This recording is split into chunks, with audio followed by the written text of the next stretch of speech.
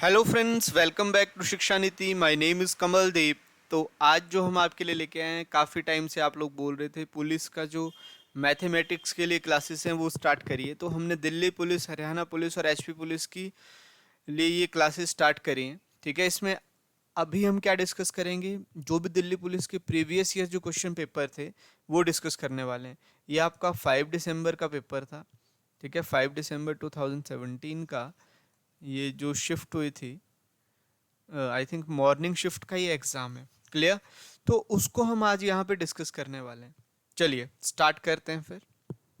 पहला प्रश्न है, what is the value of this under root of this. बहुत ही आसान सा है। ठीक है, कैसे करना है देखिए। तो अगर मैं बात करूँ उसकी,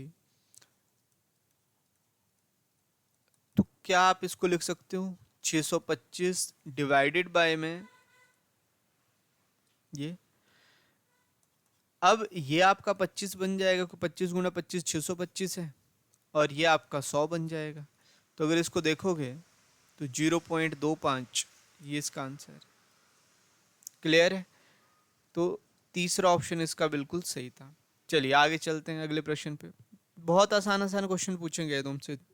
ठीक है, बस थोड़ी सी बेसिक नॉलेज आपको होनी चाहिए, आराम से इस एग्ज़ाम को आप क्रैक कर सकते थे। ठीक है, चलिए स्टार्ट करते हैं। अगला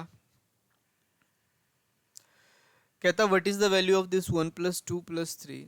तो ये 1 + 2 + 3 प्लस सो ऑन 20, पहले तो ये निकाल लेते हैं, बाद में डिवाइडेड बाय 7 उसने बोला है तो डिवाइडेड बाय 7 भी कर लेंगे।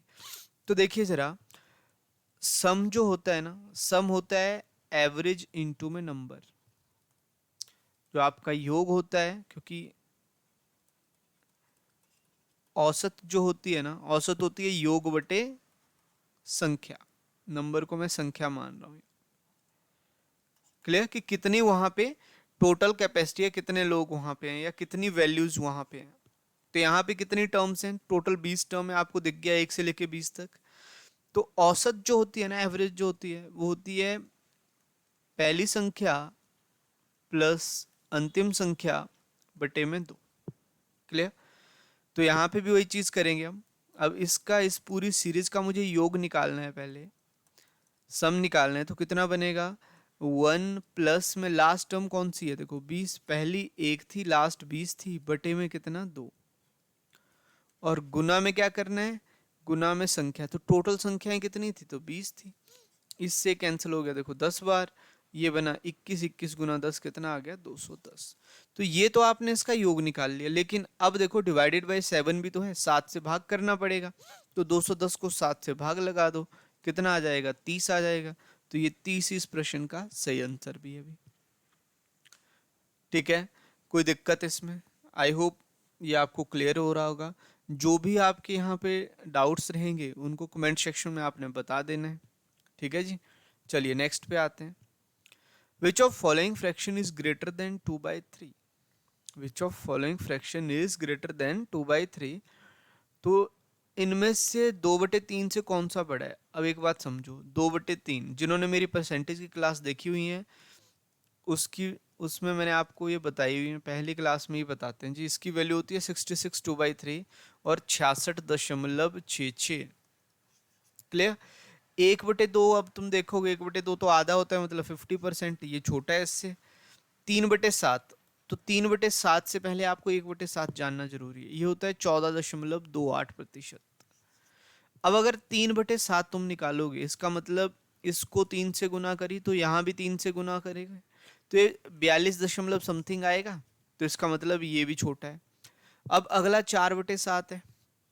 तो तुम देखोगे, अब सिर्फ पहाड़ों का खेल है जी। अगर 4/7 निकाल रहे हो तो ये 4 गुना, तो इसको भी 4 गुना कर लो। 14 × 4 = 56, मतलब 56 पॉइंट समथिंग या 57। इसकी वैल्यू होती है 57.14 एक्चुअली। क्लियर?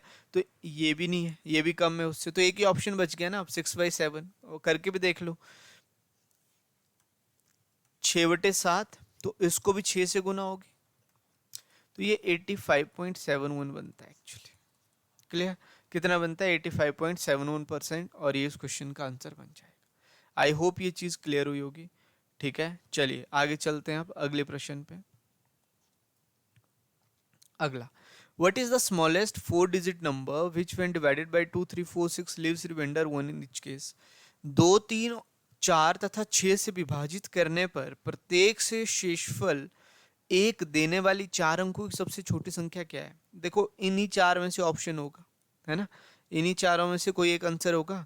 तो क्यों ना पहले हम ये देख लें कि इन 2 3 और 4 का एलसीएम कितना है, लघुत्तम समावर्ती कितना है। तो आप बोलोगे सर एलसीएम 12 है। एलसीएम 12 का मतलब ये हुआ कि जो संख्या 12 से कटेगी वो इन चारों से भी कटेगी। क्लियर। और उसने ये बोला है कि आपको इन चारों से ऐसी संख्या बतानी है जिसको भाग दें तो शेषफल एक बचे। क्लियर। अब सपोज करिए 3 है, 3 को 2 से भाग दे दो तो शेषफल तो एक बचेगा ही ना, रिमाइंडर एक बचेगा, शेषफल एक बचेगा। वैसे ही अगर आपके पास 13 है, 13 को 6 से भाग दोगे तो कितना बचेगा शेषफल, एक बचेगा। क्लियर। कोई दिक्कत इसमें। लेकिन उसने कौन सी बोली है, उसने 4 अंकों की बोली है ना, तो ये तो 2 ही अंकों की है। तो क्या करना पड़ेगा अब, बहुत आसान सा फंडा है, सिंपल सी बात है।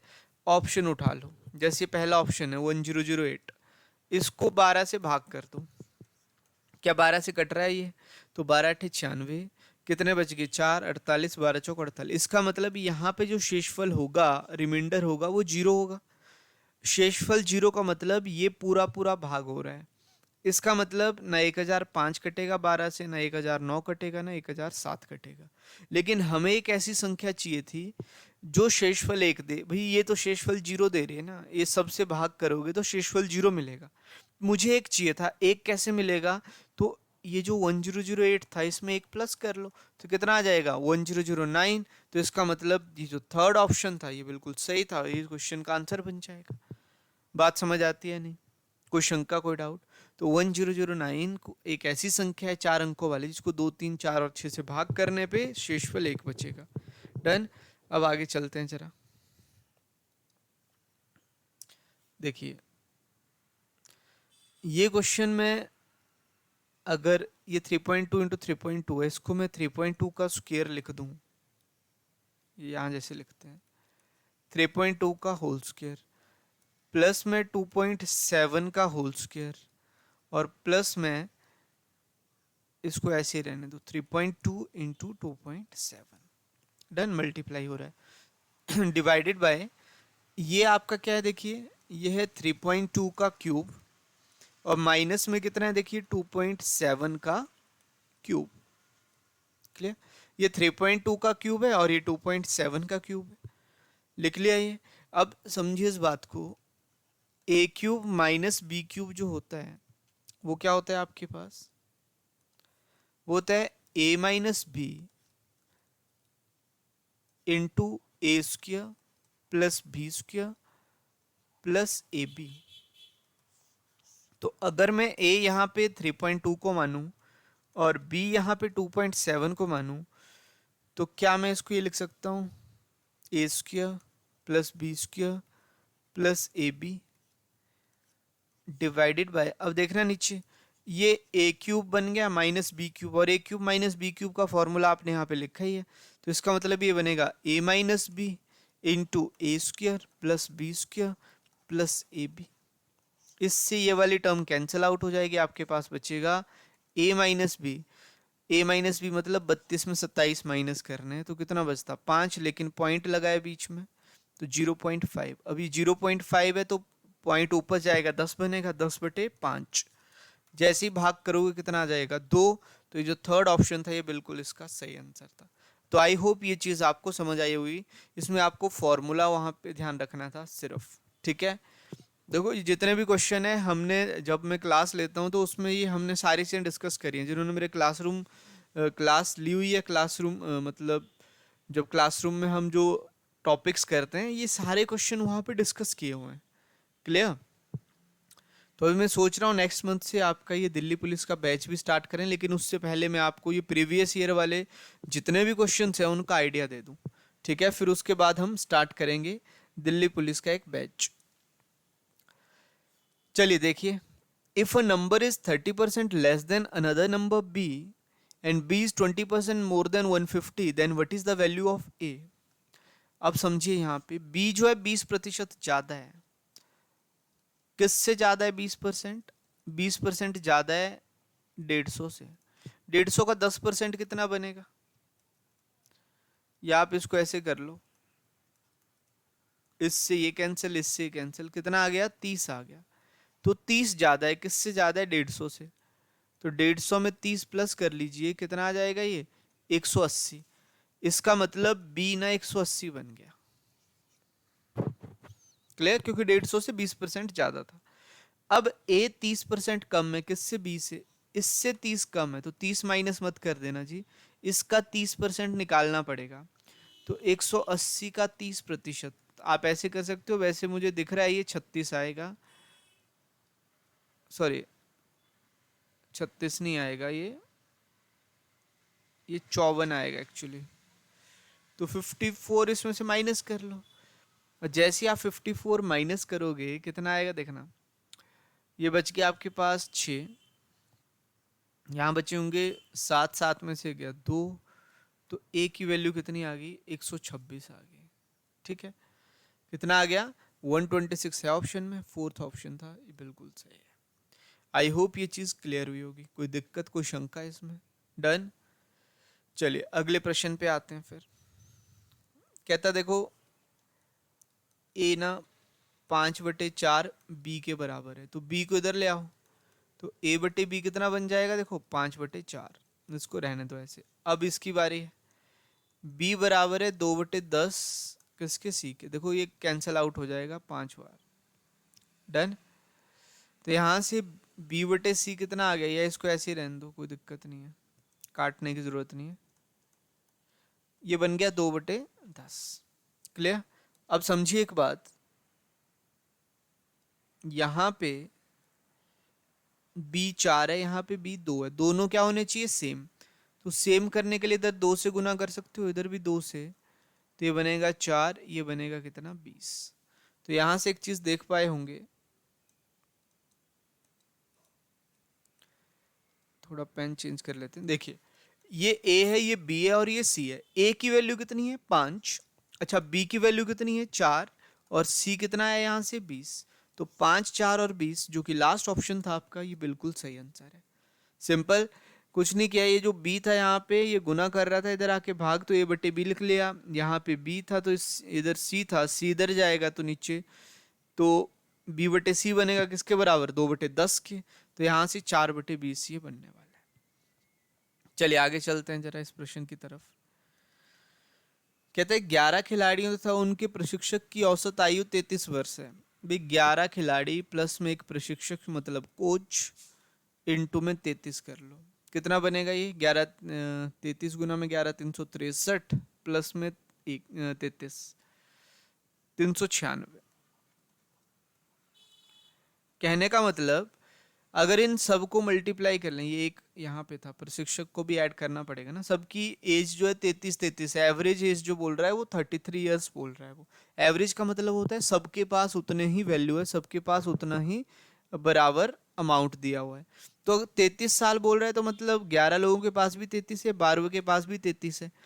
तो 12 गुना 33 किया आपने, कितना बना? 396 बन गया। तो ये टोटल जो 11 खिलाड़ी और एक प्रशिक्षक था उसकी टोटल एज आ गई कितनी? 396। अब क्या कहता है देखो, पहले 5 खिलाड़ियों की औसत आयु 29 है, 5 की 29 है, तो टोटल कितनी बनेगी? 29 गुना 5 145 होता है। तथा शेष 6 खिलाड़ियों की औसत आयु कितनी है? 30 है। तो 6 गुना में 30 कर लीजिए, कितना बन जाएगा? ये 180 बनेगा। ऐड कर लो दोनों को, ये 5, ये 3, सॉरी ये 2 और ये 3 आएगा एक्चुअली। क्लियर? तो टोटल 11 जो प्लेयर हैं उनकी एज तो पता चल गई ना आपको, कितनी है? 325 है। अब अगर मैं इसमें से, ये तो 396 है, इसमें से ये 325 माइनस कर लूं, क्योंकि ये 11 प्लेयर्स की थी, तो मेरे पास क्या बचेगा देखो? 71। ये 11 प्लेयर आपने हटा दिए इस टोटल में से, तो 11 हट गए, तो ये एक ही तो बचा। एक कौन, मतलब ये जो कोच था उनका। तो कोच की एज कितनी आ गई, 71 ईयर, 71 ईयर्स। ये इस क्वेश्चन का आंसर है। बात समझ आई? आई होप ये चीज़ क्लियर हो रही होगी। सारे क्वेश्चन ये क्लास में मैंने करवाए हुए हैं, ठीक है। तो कोई अगर क्लास स्टार्ट करवाना चाहता है तो मुझे कमेंट सेक्शन में बता दीजिएगा। हम नेक्स्ट मंथ से क्लास स्टार्ट करने की सोच रहे हैं। देखिए, what will be the difference between the compound interest and simple interest on rupees 8,000 for 2 years at the rate of 2.5% per annum? इसको करने की ट्रिक मैंने आपको बताई हुई है क्लास में। क्या करना है इसको, देखो 2.5% ये दिया हुआ है, इसको मैं लिख सकता हूँ 1/40। टाइम 2 साल है, स्क्वायर कर लो फटाफट, कितना आ जाएगा 1/1600। अभी जो 1/1600 है बड़ी अच्छी चीज़ है। नीचे वाला प्रिंसिपल होता है, सिर्फ 2 साल के केस की बात कर रहा हूँ, और ऊपर वाला जो होता है ना, वो डिफरेंस होता है, अंतर होता है 2 साल का। क्लियर? तो प्रश्न में पूछा भी तो यही है कि 2 साल का आपको 8,000 रुपये पे क्या निकालना है, चक्रवृद्धि ब्याज और साधारण ब्याज का अंतर। तो ये कहता कि अगर प्रिंसिपल 1600 है तो 1 रुपये का डिफरेंस आएगा भाई इस हिसाब से। तो लेकिन हमें पता है क्वेश्चन में 1600 थोड़ा है, कितना है ये 8,000 है, 5 गुना हो गया। इसको भी 5 गुना कर लीजिए, कितने आ जाएंगे, 5 रुपये आ जाएंगे, और यही इस प्रश्न का आंसर भी बन जाए। बात समझ आ रही है? बिल्कुल आसान प्रश्न है।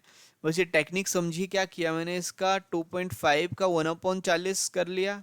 कैसे किया, तो ये 25 बटे में 1,000 बन जाएगा, क्योंकि ये जो परसेंटेज है 100 नीचे जाएगा इसका, और ये जो दशमलव था यहाँ पे ये भी इसका 1 जीरो नीचे जाएगा।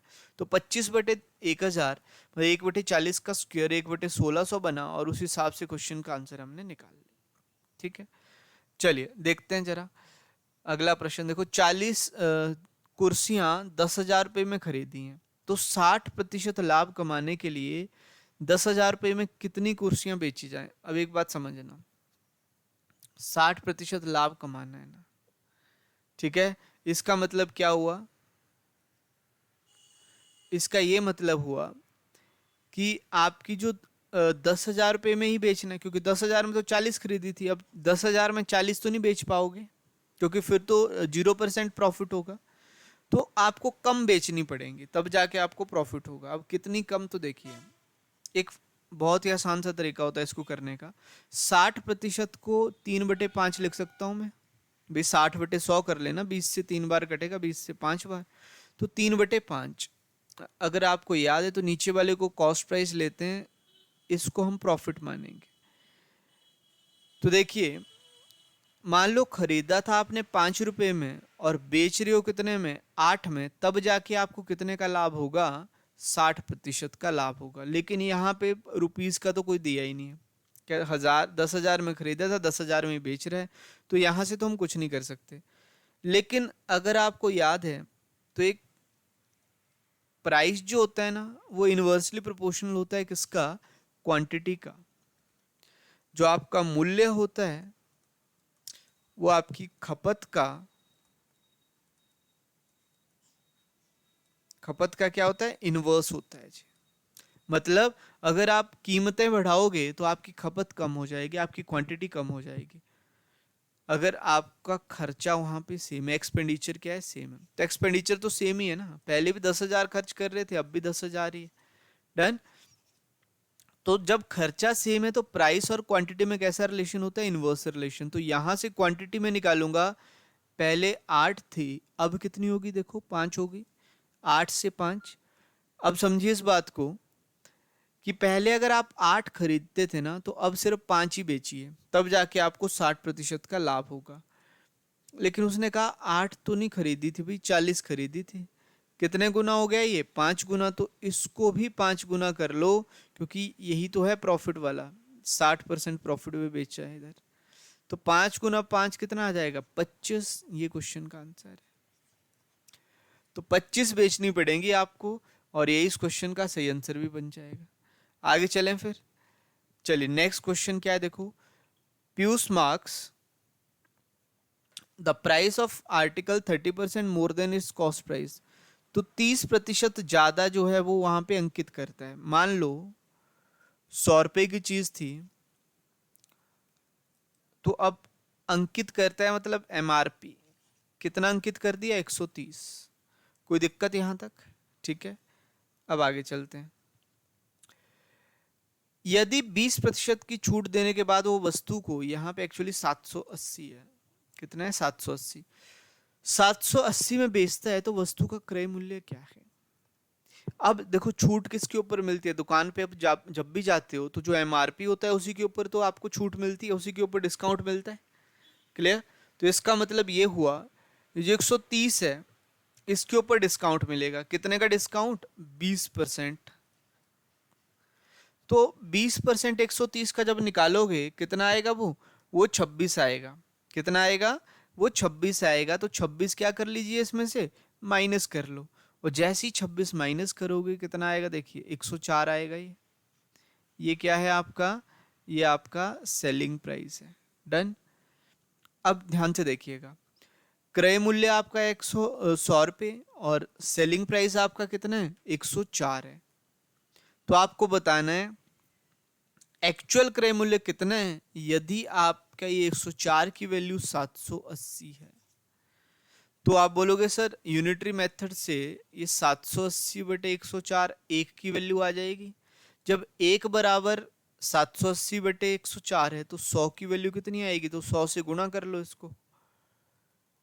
100 क्यों कह रहा हूं? क्योंकि 100 आपका क्रय मूल्य है। यहाँ पे कट जाएगा ये।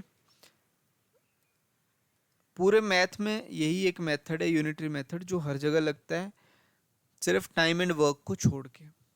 ठीक है, तो इसको काट लेते हैं जरा। 13 का पहाड़ा आता है, 13 से कट रहा है देखो 60 बार, और 13 से कट रहा है 8 बार। आगे और कट रहा है 4 से 15 बार और 4 से 2 बार। क्लियर? 2 से कट जाएगा कितनी बार? 50 बार। 15 पंजे 75, तो 750। मतलब ये जो 100 है इसकी वैल्यू कितनी आएगी? 750 आ जाएगी, और यही इस क्वेश्चन का आंसर भी बन जाएगा। डन। कोई शंका, कोई डाउट इसमें? चलिए फिर अगले प्रश्न की तरफ चलते हैं अगर कोई डाउट नहीं है। कहता what will be the ratio of area of a square to the area of a circle inscribed in it. इसका मतलब है एक वर्ग के क्षेत्रफल तथा उसके भीतर खींचे गए वृत्त के क्षेत्रफल का अनुपात क्या होगा। तो ये आपका एक वर्ग है और इसके भीतर एक सर्कल जो है ना उसने वो बनाया। सर्कल किसी एंगल से लग नहीं रहा है ये, पर बस मान लो तुम, मैथ मानने वाली तो चीज है जी, मानते रहो बस। ठीक है, इधर देखो, ये ना ए मान लिया हमने, इसकी जो साइड है वो ए मान ली, तो इसका मतलब यहां से यहां जो वृत्त का व्यास होगा वो भी ए होगा, और रेडियस कितनी हो जाएगी? तो a/2 आधा और a/2 आधा। क्लियर? अब आपको बताएं जो स्क्वायर है और जो सर्कल है, जो वृत्त है, ये वर्ग है आपका और ये वृत्त है, तो इनका जो क्षेत्रफल होता है इसका ए स्क्वायर होता है और इसका होता है पाई आर स्क्वायर। जबकि आर की वैल्यू कितने यहाँ पे a/2 है, तो ये जो ए स्क्वायर है, ए स्क्वायर तो ए स्क्वायर ही है क्योंकि एक इसको ए ही माना मैंने। यहाँ पे पाई की वैल्यू होती है देखो 22/7, और आर स्क्वायर तो a/2 का होल स्क्वायर। ठीक है, अब ये आपके पास बन गया है। तो क्या बनेगा देखो ए स्क्वायर, ये समझाने के लिए इतना सब कर रहा हूँ, नहीं तो आंसर इतनी देर का आ चुका होता। ए स्क्वायर बाई में 4, ए स्क्वायर से ए स्क्वायर कैंसिल है, 11 दूए 22 होता है, 2 दूए 4 होता है, 7 गुना 2 14 इधर आ जाएगा, और इधर कितना बचेगा 11। तो कभी भी ऐसा कुछ होता है तो उस क्वेश्चन का आंसर कितना बनेगा? देखो 14:11 बनेगा, और ये इस प्रश्न का सही आंसर भी हो जाएगा। बताइए जरा, बात समझ आ रही है नहीं? कोई दिक्कत है इसमें? चलिए आगे चलते हैं। कहता man travel 4 equal distances of 3 kilometre at speed of 10, 20 and 30 10, 20, 30 and 40 kilometre per hour respectively. What is the average speed? देखो डिस्टेंस का यहाँ पे कोई रोल नहीं है, एवरेज स्पीड जो होती है ना, औसत चाल जिसको बोलते हैं, या औसत गति जो है जिसको बोलते हैं, तो औसत गति होती है कुल दूरी बटे में कुल समय। अब कुल दूरी तो मुझे पता है कितनी है, कितनी हो जाएगी। इसको बेसिक मेथड जो है इसका करने का वो है 3 × 4, क्योंकि कुल दूरी कितनी होगी 10 से भी 3, 20 से भी 3, 30 से भी 3, 40 से भी 3, तो 4 बार वो 3-3 किलोमीटर चला, तो 4 × 3 12। कुल दूरी तो होगी। कुल समय, अब समय किसके बराबर होता है, तो समय होता है अभी दूरी बटे चाल। तो पहली दूरी है 10, सॉरी पहली दूरी है 3, उसको कितने से 10 किलोमीटर पर आवर से। फिर ये 3 जो है 20 से, फिर यही 3 किससे 30 से, फिर यही 3 किससे 40 से। तो आप देख पा रहे होंगे 3 यहां से कॉमन आ जाएगा। 10, 20, 30 और 40 कैल्शियम कितना आएगा, वो 120 आएगा। तो ये कुछ ऐसा बनेगा 3 × 4, ये 3 है इधर, नीचे 120 आ जाएगा, ये 3 से 3 तो कैंसिल हो गया। अब समझिए, जब 120 एलसीएम है, 3 तो आपने कॉमन ले लिया था, तो 120 से इन सबको गुणा करनी पड़ेगी। अब 3 यहां से कॉमन हट चुका है ये, ठीक है, इसको काट दीजिए, 3 तो कट गया। इससे कैंसिल, तो देखो 12 बनेगा। 20 से कट जाएगा कितनी बार 6 बार, 30 से कट जाएगा कितनी बार 4 बार, और 40 से कट जाएगा कितनी बार ये 3 बार। तो आप देखोगे ये 120 ऊपर चला जाएगा, तो बनेगा 120 × 4 डिवाइडेड बाय 12 6 18 4 22 और 3 कितने 25। ये कटेगा देखो 24 से 5 बार, और ये 5 से 5 बार, तो बनेगा 96/5। और जब इसको सॉल्व करोगे तो 19.2 किलोमीटर पर आवर, कितना आ जाएगा 19.2 किलोमीटर पर आवर। ये इस क्वेश्चन का आंसर है। ये इसको करने का बेसिक मेथड था, एक शॉर्टकट भी है इसको करने का। क्या करिए, ये तो 10 20 30 और 40 है, क्योंकि आपने ये देखना है सिर्फ डिस्टेंस सेम होनी चाहिए। तो उसने बोला सब में 3 है, तो अब उस 3 का कोई फर्क नहीं पड़ेगा, एलसीएम ले लो, कितना आएगा 120। अब 120 को 10 कितनी बार काटेगा 12 बार, 20 कितनी बार काटेगा 6 बार, 30 कितनी बार काटेगा 4 बार, 40 कितनी बार 3 बार। अच्छा 120, ये जो 120 आपने लिया, ये एक्चुअली एलसीएम लिया, और एलसीएम मतलब यहाँ पे डिस्टेंस होगी ये। तो हमने 3 ना मान के कितनी ले ली अब डिस्टेंस 120, और मुझे पता है सारे सेम डिस्टेंस चल रहे हैं, ये भी ये भी ये भी और ये भी।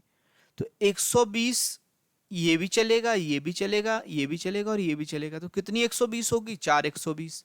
मतलब जितने भी यहाँ पे स्पीड दी होंगी उतने से गुना कर लो, 4 × 120 जो भी एलसीएम आया होगा, डिवाइडेड बाय जो भी यहाँ पे है, इन सबको ऐड कर लो। 12 6 18 4 22 और 3 कितने हो गए 25। तो देखो लास्ट स्टेप पे पहुंच गए डायरेक्ट। अब ये 24 से कट जाएगा, ये 5 से, वही 96/5 कितना आ जाएगा 19.2 किलोमीटर पर आवर।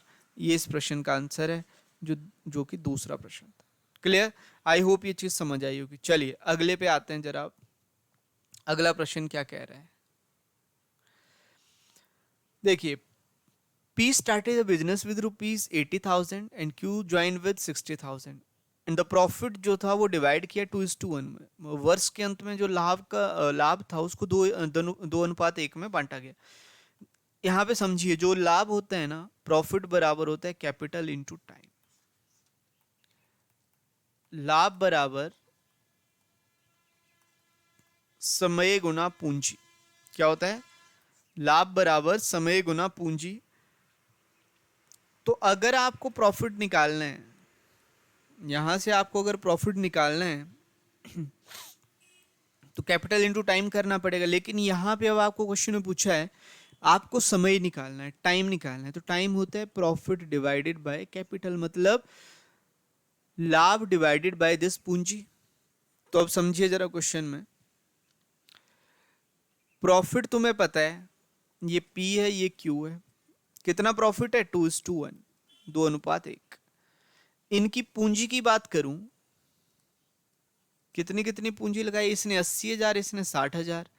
तो अगर मैं रेशो की बात करूं तो देखो 20 से ये 4 बार कटेगा, 20 चौक 80, और ये 20 से 3 बार, तो कितना आएगा, 4 और 3 आ जाएगा। अब एक ही तरीका है, यहाँ से क्रॉस मल्टीप्लाई कर लो।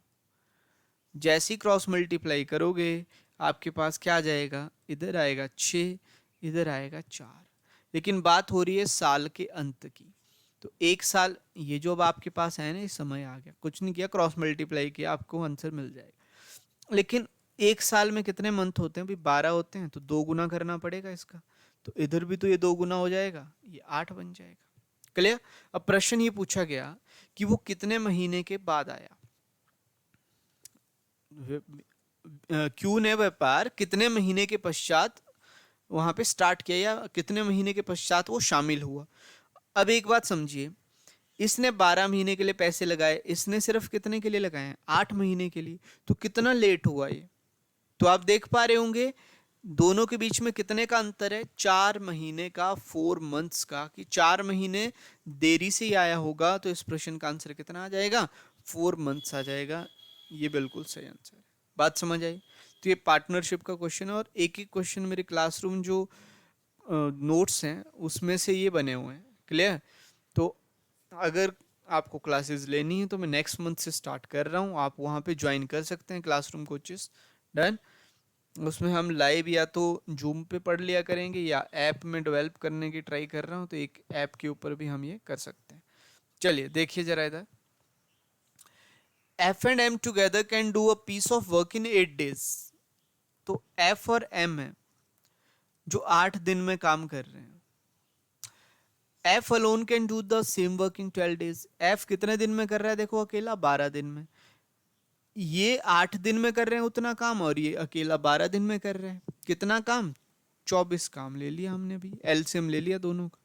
जैसी एलसीएम लिया, 8 गुना 3 होता है 24, 12 गुना 2 होता है 24। इसका मतलब ये F जो है ना, एक दिन में 2 काम करता है। F कितना काम करता है, सिर्फ 2 काम। और F और M मिलके कितना काम करते हैं, तो आपने देख ही लिया, यहाँ पे कितना काम कर रहे हैं, 3 काम कर रहे हैं। तो F अगर 2 काम करता है तो इसका मतलब M कितना करेगा, 1 काम करेगा एक दिन का। आपसे पूछा है M टोटल काम कितने दिन में कर सकता है, तो देखिए यहाँ पे वर्क होता है जी एफिशिएंसी इनटू में टाइम, कार्य होता है क्षमता गुना समय।